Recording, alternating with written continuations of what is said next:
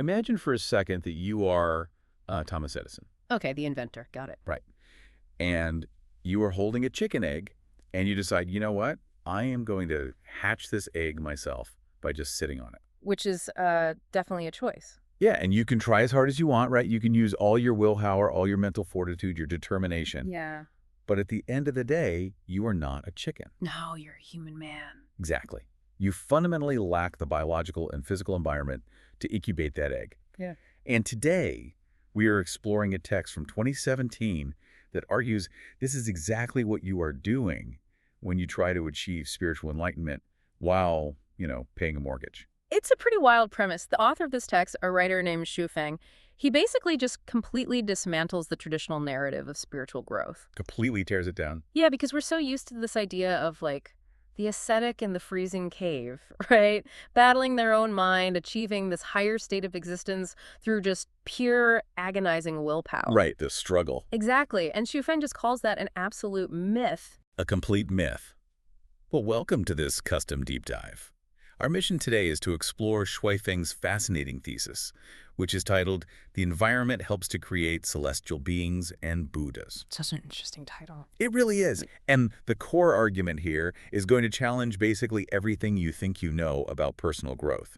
Because the author argues that achieving a celestial or Buddha-like state of existence, it isn't about raw effort No, not at all. or some preordained mystical destiny. It is actually shockingly pragmatic. He says it is the natural, inevitable, almost mathematical result of being in the exact right environment. Okay, let's unpack this. To really understand how the author arrives at, celestial beings, we have to start with how he views just ordinary human history and biology. You have to start on the ground. Right. He grounds his entire argument in the physical world first. He establishes this baseline rule, which is that your surroundings dictate absolutely everything about who you are. Which makes sense. Yeah, and he argues that before you can even attempt to scale up to the spiritual realm, you have to acknowledge your absolute vulnerability to your physical geography. The text actually uses a classic saying to set this up: heroes emerge in troubled times. A great quote. Right. And the author points straight to the Second World War to illustrate this. You look at these towering, larger-than-life historical figures like Marshal Zhukov of the Soviet Union, General Montgomery of the UK. right, and Eisenhower, Marshall, and Nimitz from the U.S. Plus Admiral Yamamoto of Japan and Marshals Manstein and Kesselring from Germany. Exactly. All of these men, they were completely defined by conflict. And the text makes this blunt, really provocative point. If there had been no Second World War, there would be no such heroes. Right, not because they lacked talent. Exactly. Not because they lacked inherent talent or intelligence, but because without that specific high-stakes extreme environment of global conflict, those specific tactical and leadership traits would have remained dormant. They would have just been normal guys. Yeah, submerged in complicated mortal life, maybe working as, like, mid-level bureaucrats or local administrators. The environment literally summoned the hero out of their DNA. And then the author takes this grand historical concept and immediately scales it way down to the mundane, like everyday sensory experiences we all have. Oh, the food stuff. I love this part. Yeah, consider culinary preferences. Mm-hmm. Because we tend to view our tastes as innate, right? Almost part of our personal identity. Right. Someone will proudly say, I am a spicy food lover. Exactly. But the text argues that regional tastes are entirely environmentally driven. The food examples are so fascinating because they really strip away the idea of personal preference. They do. The author notes that Shaanxi people love vinegar, Cantonese people love sweets, Hunan people love hot peppers, and Sichuan people love spicy food. And the text insists this isn't some genetic quirk. No, it is the geographic climate actively demanding a specific dietary response from the body. And he proves this by looking at displacement, which is really interesting. Oh, right, when people move. Yeah, the author points out that if a person who genuinely dislikes vinegar moves to Aksu, Xinjiang, and lives there for a sustained period, their biology actually adapts to the new climate. Wow. They will eventually develop a craving for vinegar. The environment literally rewires their palate. And the reverse is true, too. Like a Shaanxi person who absolutely bathes their food in vinegar, right? Yeah. They move to Canada, they stay there for a few years, and suddenly They just lose their taste for it. Because the Canadian climate doesn't require it, so the desire vanishes. It's wild. It is. And he pushes this environmental absolute even further into the realm of medicine and physical ailments. This part is intense. He claims that specific geographic locations inherently cure specific conditions. So, moving to Vanuatu for a period of time, according to the text, will cause high blood pressure to completely disappear. Just by being there. Right. Or going to a desert region will automatically cure rheumatoid arthritis. Or moving to Harar in Zimbabwe will greatly reduce asthma. It's like the atmosphere itself is medicine. Exactly. The atmospheric pressure, the humidity, the ambient air quality, these external factors physically change the body's internal baseline without any conscious effort from the patient at all. You know, listening to all of this, I just keep coming back to a botanical analogy, like thinking about human development, like cultivating a garden. That's a good way to look at it. Yeah, because you wouldn't blame a cactus for rotting if you planted it in a dense human rainforest, right? You wouldn't say the cactus didn't have enough willpower. Or that it didn't try hard enough to thrive. Exactly. It's just the wrong soil and the wrong humidity. Yep. So is the author essentially suggesting that human enlightenment is really just a matter of finding the right spiritual geography? What's fascinating here is how the author divides this geography into two distinct but dependent halves. Okay, two halves. First, there is the internal spiritual environment. The author describes this as constructing a beautiful soul garden. You really must do the internal work to cultivate your mind. Right, you can't skip that part. No, but, and this is the absolute crux of the entire thesis, even if your internal soul garden is utterly pristine, you cannot become a celestial or a Buddha without the second half. The external. Yes, the external living environment. That physical reality is the ultimate gatekeeper to higher existence. Here's where it gets really interesting. Because if the right external environment acts as an automatic catalyst for spiritual growth, what does the wrong environment do? It's not pretty. No, it's not. We're shifting from how climates shape our taste buds to the specific environments the author claims will absolutely destroy any chance you have of reaching enlightenment. And I have to warn you listening, the text takes an incredibly hardline stance here. Oh, it pulls absolutely no punches regarding the structure of modern human society. The text explicitly states that people living in traditional marriages and families have absolutely zero chance of becoming celestials or Buddhas. Like zero. It labels the family environment as the ultimate breeding ground for mortals and laymen. It's so harsh. This is where that Edison analogy we started with comes into play. The author compares trying to reach enlightenment while in a marriage to Thomas Edison trying to hatch that egg. The conditions just aren't there. Right, the biological and environmental conditions simply do not exist in that space. He also uses this analogy of trying to transplant delicate tropical plants from Yunnan province into the freezing, harsh winter of northeast China. The environment will simply kill the aspiration. Exactly. But the harshest analogy in the text, I think, involves a garbage dump. Oh yeah, this one is vivid. The author writes that expecting to become a celestial in a traditional family setting is literally like expecting bees to be born in a garbage dump. Right. Because a dump possesses the environmental conditions to breed mosquitoes and flies. It does not possess the conditions to breed bees. And then he delivers this absolute kicker of a quote. Read it, it's so good. He says, if you can become a celestial or Buddha in a marriage or family, a donkey can fly a plane. A donkey can fly a plane. I mean, wow. It is a brutal, colorful way of stating that it defies the fundamental laws of reality. Okay, hold on. I need to step in here and push back on this a bit because calling a family home a garbage dump that breeds mosquitoes feels incredibly extreme. It definitely triggers a defensive response. Right.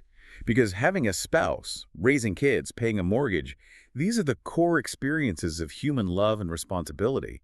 Is the author seriously suggesting that having a job or loving your family automatically disqualifies you from spiritual elevation? I know it sounds incredibly abrasive to our modern sensibilities, especially reframed around family, but look at the underlying math the author is applying here. Okay, what's the math? Well, he isn't just targeting families out of malice. He applies this exact same disqualification to the bosses of companies, high-ranking government officials, and the ultra-wealthy. Wait, really? The rich too? Oh, yeah. The text explicitly tells all of them to abandon any hope of becoming a celestial or Buddha. In fact, he warns that with their lifestyles, they are lucky if they don't accidentally cultivate into devils instead. Cultivating into devils just from running a business or, like, managing a hedge fund. Yeah. The mechanism behind this is what matters. It is really an argument about cognitive bandwidth and energetic friction. Friction. Okay. Consider the daily life of a CEO, a politician, or a parent. Every single day brings just a mountain of mundane friction. Employee disputes, school runs. Exactly. Administrative crises, fluctuating markets, reciprocal social obligations. The author argues that the sheer mental bandwidth required to maintain a high-level spiritual existence is entirely consumed by worldly worry. You just don't have the juice left over. Right. You simply do not have the processing power left over to elevate your consciousness. The constant friction of daily obligations grinds you down, anchoring you permanently to the mortal plane. And that causes the devil thing. Yeah, the stress creates a negative energy loop, hence, cultivating into a devil rather than a Buddha. I mean, when you frame it as an issue of cognitive bandwidth, the logic really starts to click. It makes a lot of sense. The modern rat race basically eats up all the RAM you would otherwise use for spiritual growth. If your brain is constantly processing mortgage rates and grocery lists, it physically cannot process enlightenment. Exactly. So what does this all mean? If marriage, family, money, and administrative power are all explicitly banned, what does the perfect external environment actually look like? Well, the author doesn't leave us guessing. Right. He has a list. He provides a highly specific 8-point blueprint for the exact environment required to birth a celestial. An 8-point utopia. He outlines an environment engineered to completely eliminate the friction we just discussed. And when you look at the 8 points, they cluster into a few radical themes. Like what? The first is absolute material and existential security. Point 1 demands zero worries about food, clothing, housing, transport, aging, sickness, and death. Absolute guaranteed survival. Right. And point 2 builds on that by demanding total mental freedom, zero stress, zero restraint, worry, anxiety, harassment, responsibility, or obligation. That sounds incredible. You have no material needs, and you owe nothing to anyone. Which leads to the behavioral elements. Point 4 dictates you must have the ability to act purely according to one's own nature, with zero barriers or shackles. Freedom to just be. And point 8 ensures this by banning any idol worship, administrative orders, or control. No one can tell you what to do, ever. Which brings us to the vibe of this place, right? Mm-hmm. Point 3 calls for a beautiful environment with good weather. Essential. And point 6 requires complete quiet with no noise, no risks, and no crises. No car alarms going off at 3 a.m. Exactly. And point 5 adds this really fascinating detail. Ample time for relaxation, beautiful scenery, and playmates. Yes, playmates. Not coworkers, not spouses, not dependents. Playmates. The concept of playmates is vital because of how it contrasts with point 7, which is arguably the most controversial rule in the entire list. It really is the hardest one for people to swallow. Because point 7 requires the complete absence of human relationships, specifically defining this as no reciprocal courtesy calls or social obligations. This is where I really struggle with the logistics. Understandably. A utopia with no human relationships. How does a community even function without networking or reciprocity? You know, you do a favor for me, I do a favor for you. That is the literal glue of human society. It is, but the author views that exact glue as the shackles mentioned in point 4. The shackles, wow. Wow. In modern society, human relationships are entirely transactional. I attend your wedding, you are obligated to attend mine. I help you move, you owe me a favor. It's exhausting when you put it like that. Every relationship generates a debt, a worry, a future obligation. The author argues that by completely removing the expectation of reciprocity, you remove the invisible energetic ties that keep the mind tethered to the mortal plane. And that's where the playmates come in. Right. Playmates share joy in the present moment without demanding anything of your future. You are severing the energetic debt that keeps you grounded in the mud. It is a massive departure from normal human life. Huge departure. But when you look at this 8-point utopia, beautiful weather, perfect quiet, no stress, no bosses, the author actually points out there is a historical precedent for this kind of environmental engineering. Yeah, he points out a traditional saying, most famous scenic places are occupied by temples in this world. Oh, that's so true. Think about historical Buddhist monasteries and Taoist temples. For centuries, they have claimed the absolute most scenic spots, locations with the best feng shui, perched on misty mountains far away from the crowds of cities. Right. The leaders of these temples weren't just looking for a pretty view for their Instagram. No, definitely not. They were quite literally engineering the living environment. They understood the physics of tranquility. They knew that trying to achieve a celestial state in the middle of a noisy, disease-ridden medieval city was like Edison sitting on the egg. The cultivation would fail. Exactly. Without that meticulously curated environment, the noise of the mortal world would just drown out the frequency of enlightenment. So we have this incredibly demanding 8-point criteria. It requires completely dropping out of the rat race. And the author acknowledges how complex and overwhelming this all sounds. Because in the final section of our text, he distills over a decade of his own dense philosophical writings into one ultimate, actionable conclusion. He exhibits a moment of really profound self-reflection here. He admits to his readers that he has been beating around the bush for over 10 years. 10 years of writing. Yeah, he notes that he has written more than 3,000 articles containing over 10 million words trying to explain the nuances of spiritual cultivation. 10 million words. Yeah. That is an agonizing amount of effort trying to explain one concept. And then he quotes a very revealing saying, "The core of truth is in one sentence, while falsehoods are spread by millions of books." I love that. So after 10 million words, he decides to simplify the truth of the universe into basically one sentence. It's one. And here is that final simplified truth. If you find an environment for the cultivation of celestial beings and Buddhas, and you live in that environment for a sufficient period of time, you will inevitably become a celestial being or Buddha. It completely strips away the mysticism of the ascetic in the cave. It is a massive aha moment. Totally. Despite the incredibly heavy mystical goal of becoming a celestial, the instructions are shockingly mechanical. It's essentially a math equation. Time plus environment equals enlightenment. Exactly. You don't need a magical incantation. You don't need to suffer. You just need to be in the right room with the right climate, free of obligations for long enough. But there is one final, ultimate caveat the author drops at the very end of the text. The catch. If we connect this to the bigger picture, well, this final caveat resolves the massive logistical paradox of the 8-point blueprint. Okay. The text concludes with this statement: the spiritual environment must be created by oneself, and the living environment must be created collectively. And there it is.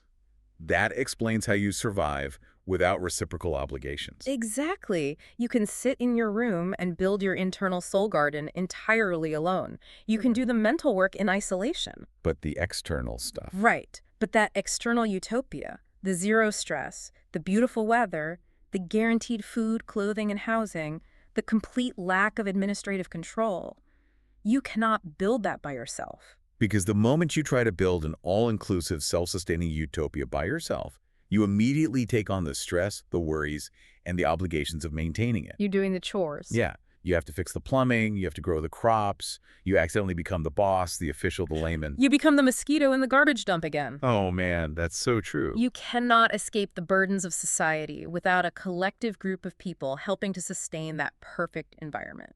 The living environment must be a shared creation. It is a collective effort to buffer each individual from the friction of the mortal world. Only a collective can absorb the shock of daily survival so that the individual has the bandwidth to ascend. To recap this incredible journey we've been on for you today, we started by looking at how the intense environment of global conflict summoned the tactical genius of World War II generals. Then we looked at culinary tastes. Right, how barometric pressure and geographic humidity dictate whether you crave vinegar or whether you suffer from asthma. And we followed that strict environmental logic all the way to the ultimate recipe for achieving a higher state of human existence. We learned that the friction of the modern rat race, the families, the mortgages, the corporate ladders, it isn't just tiring. It is the literal gravity keeping us from flying. The author challenges us to stop relying on sheer willpower. The ultimate solution isn't trying harder. No. It's about radically changing the soil you are planted in and relying on a collective to help maintain that soil so you can bloom. It takes the concept of spiritual growth out of the hands of fate and puts it entirely into the realm of environmental design. It is a fascinating, brutally pragmatic way to view human potential. It really makes you rethink everything. It does. Yeah. So as we wrap up this deep dive, I want to leave you with a final thought to ponder as you go about the rest of your day. Let's hear it. If this text is right, if our geographic locations passively shape our physical health and our culinary tastes, and if a perfectly curated, stress-free collective environment is the absolute prerequisite to reaching a celestial plane, I want you to look around the exact space you are sitting in right now. Look really closely. Take a look at your surroundings. Based on the friction, the ambient noise, the transactional relationships, and the daily responsibilities surrounding you at this very second. What kind of being is your current environment slowly turning you into?